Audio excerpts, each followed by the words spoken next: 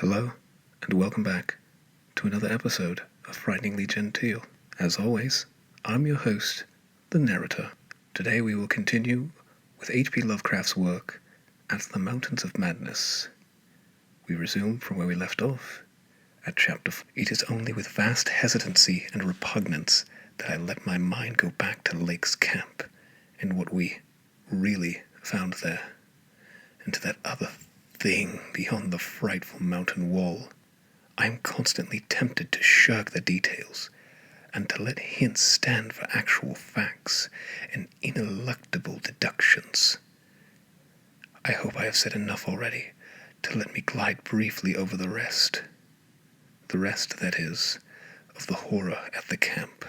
I have told of the wind-ravaged terrain, the damaged shelters, the disarranged machinery, the varied uneasiness of our dogs, the missing sledges and other items, the deaths of men and dogs, the absence of Gedney, and the 6 insanely buried biological specimens, strangely sound in texture for all their structural injuries, from a world 40 million years dead. I do not recall whether I mentioned that upon checking up on the canine bodies, we found one dog missing. We did not think much about that till later. Indeed, only Danforth and I have thought of it at all.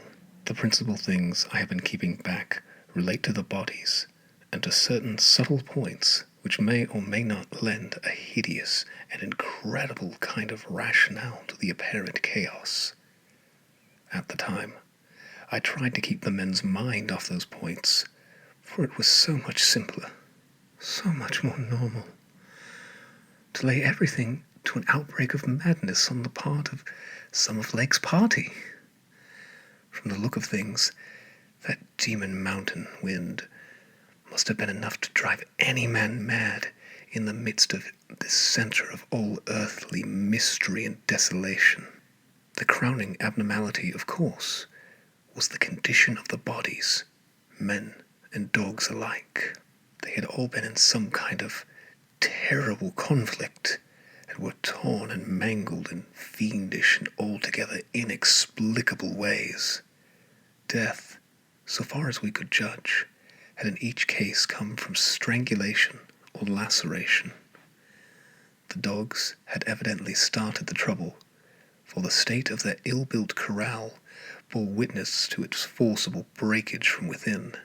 It had been set some distance from the camp, because of the hatred of the animals for those hellish archaean organisms, but the precautions seemed to have been taken in vain.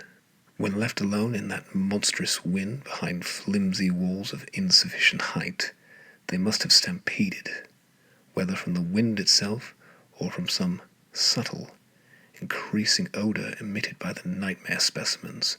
One could not say. Those specimens, of course, had been covered with a tent cloth, yet the low Antarctic sun had beat steadily upon the cloth, and Lake had mentioned that solar heat tended to make the strangely sound and tough tissues of the things relax and expand. Perhaps the wind had whipped the cloth from over them and jostled them about in such a way that their more pungent olfactory qualities became manifest despite their unbelievable antiquity. But whatever had happened, it was hideous and revolting enough. Perhaps I had better put squeamishness aside and tell the worst at last, though with a categorical statement of opinion, based on the first-hand observations and most rigid deductions of both Danforth and myself, that the then missing Gedney was in no way responsible for the loathsome horrors we found. I have said that the bodies were frightfully mangled. Now I must add that some were incised and subtracted from in the most curious, cold-blooded, and inhuman fashion. It was the same with dogs and men alike. All the healthier, fatter bodies, quadrupedal or bipedal, had had the most solid masses of tissues cut out and removed, as by a careful butcher, and around them was a strange sprinkling of salt, taken from the ravaged provision chests on the plains. conjured up the most horrible associations.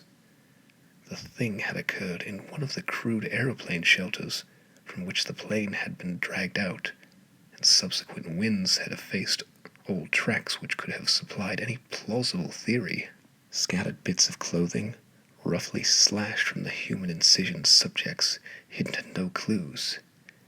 It is useless to bring up the half-impression of certain faint snow prints in one shielded corner of the ruined enclosure, because that impression did not concern human prints at all, but was clearly mixed up with all the talk of fossil prints which poor Lake had been giving throughout the preceding weeks.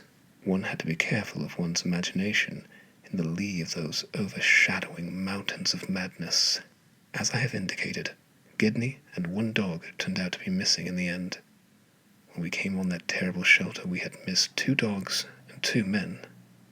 But the fairly unharmed dissecting tent, which we entered after investigating the monster's graves, had something to reveal. It was not as Lake had left it, for the covered parts of the primal monstrosity had been removed from the improvised table. Indeed, we had already realized that one of the 6 imperfect and insanely buried things we had found, the one with a trace of a peculiarly hateful odor, must represent the collected sections of the entity which Lake had tried to analyze. On and around that laboratory table were strewn other things, and it did not take long for us to guess that those things were the carefully, though oddly and inexpertly dissected parts of one man and one dog. I shall, for sake of decency, spare the feelings of survivors by omitting mention of the man's identity. Lake's anatomical instruments were missing, but there were evidences of their careful cleansing. The gasoline stove was also gone, though around it we found a curious litter of matches. We buried the human parts beside the other 10 men, and the canine parts with the other 35 dogs. Concerning the bizarre smudges on the laboratory table, and on the jumble of roughly handled, illustrated books scattered near it, we were much too bewildered to speculate. This formed the worst of the camp horror, but other things were equally perplexing. The disappearance of Gedney, the 1 dog, the 8 uninjured biological specimens, the 3 sledges, and certain instruments, illustrated technical and scientific books, writing materials, electric torches and batteries, food and fuel, heating apparatus, spare tents, fursuits, and the like, was utterly beyond sane conjecture, as were likewise the spatter-fringed ink blots on certain pieces of paper, and the evidences of curious alien fumbling and experimentation around the planes and all other mechanical devices, both at the camp and at the boring. The dogs seemed to abhor this oddly disordered machinery.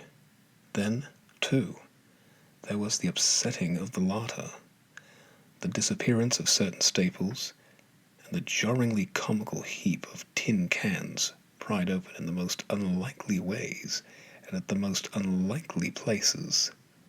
The profusion of scattered matches, intact, broken, or spent. Fursuits which we found lying about with peculiar and unorthodox slashings, conceivably due to clumsy efforts at unimaginable adaptations. The maltreatment of the human and canine bodies, and the crazy burial of the damaged Archaean specimens were all of a piece with this apparent disintegrative madness. In view of just such an eventuality as the present one, we carefully photographed all the main evidences of insane disorder at the camp, and shall use the prints to buttress our pleas against the departure of the proposed Starkweather-Moore expedition.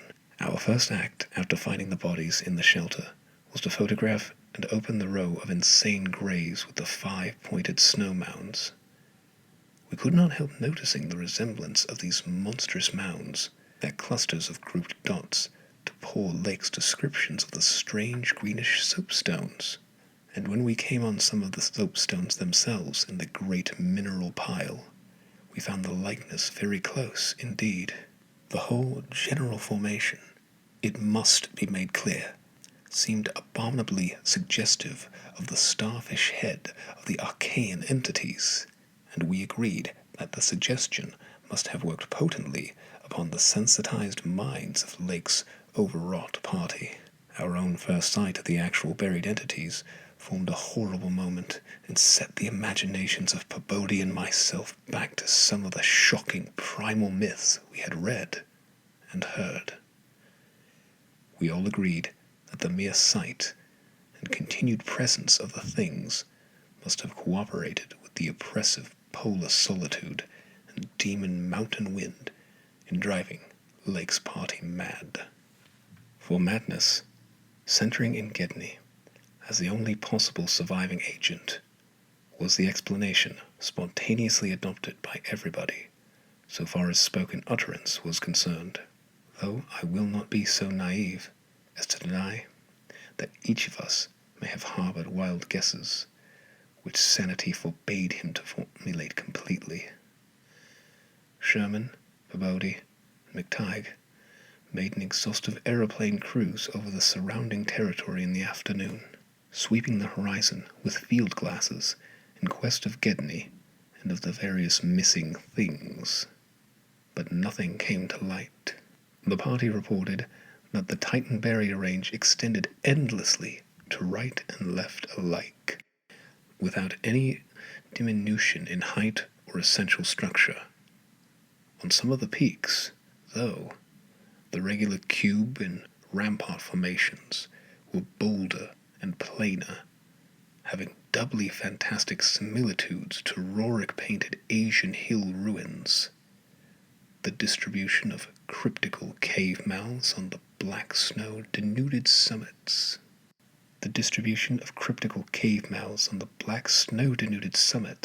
Seemed roughly even as far as the range could be traced. In spite of all the prevailing horrors, we were left with enough sheer scientific zeal and adventurousness to wonder about the unknown realm beyond those mysterious mountains. As our guarded messages stated, we rested at midnight after our day of terror and bafflement, but not without a tentative plan for one or more range-crossing altitude flights in a lightened plane with aerial camera and geologist outfit.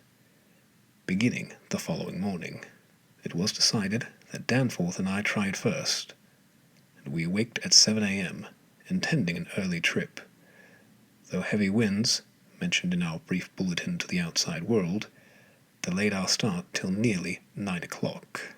I have already repeated the non-committal story we told the men at camp, and relayed outside after our return 16 hours later. It is now my terrible duty to amplify this account by filling in the merciful blanks with hints of what we really saw in the hidden, transmontane world. Hints of the revelations which have finally driven Danforth to a nervous collapse.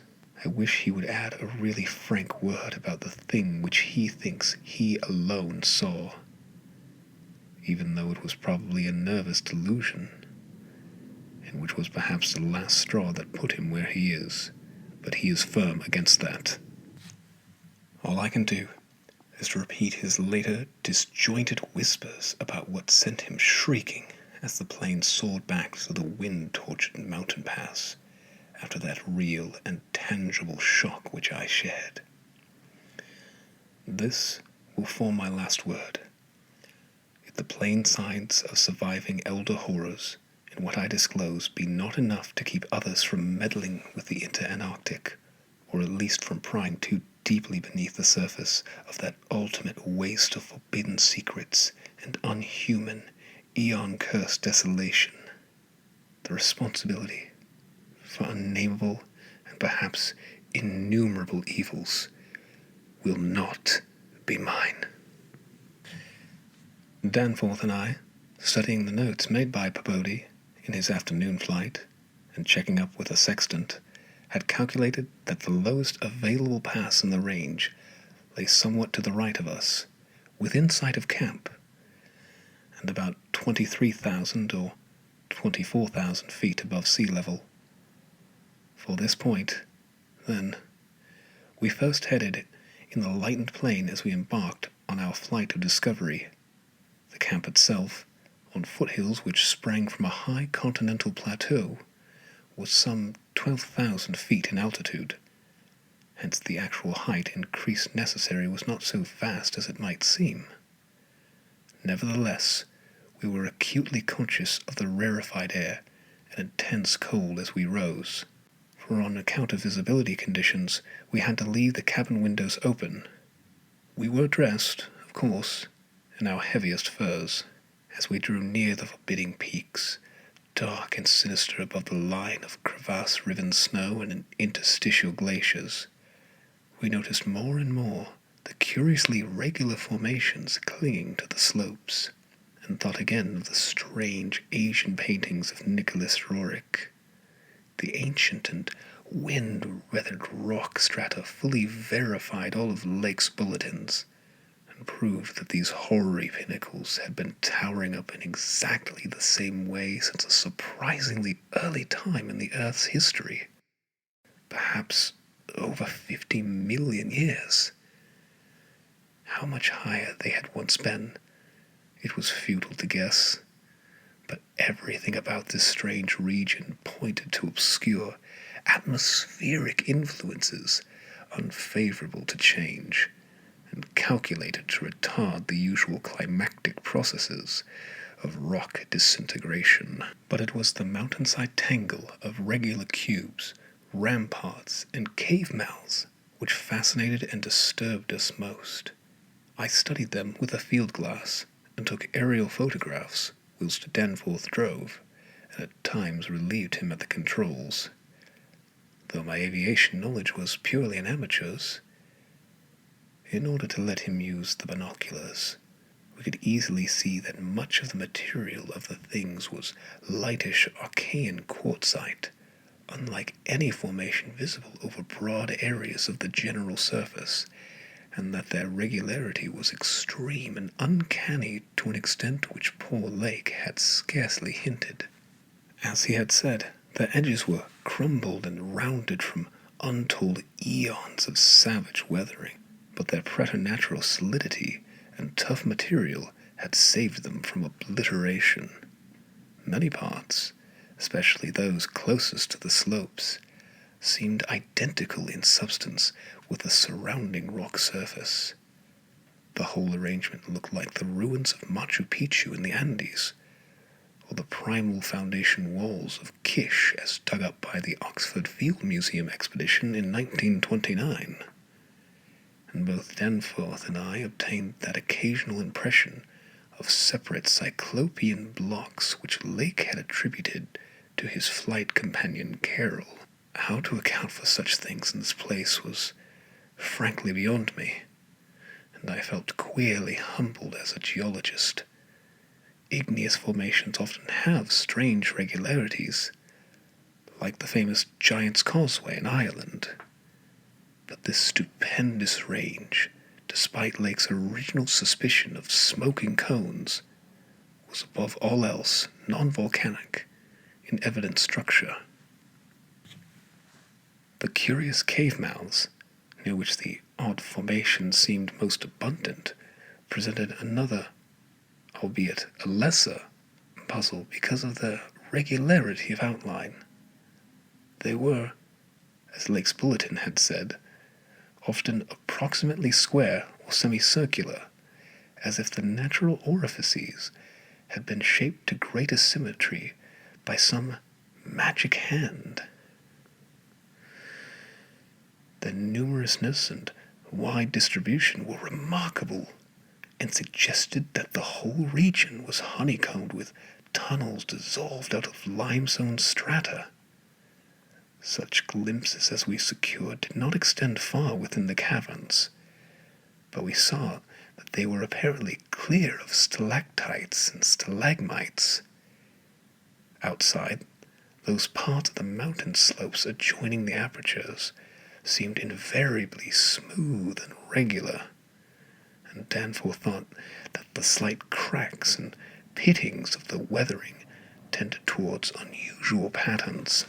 Filled as he was with the horrors and strangenesses discovered at the camp, he hinted that the pittings vaguely resembled those baffling groups of dots sprinkled over the primeval greenish soapstones, so hideously duplicated on the madly conceived snow mounds above those 6 buried monstrosities.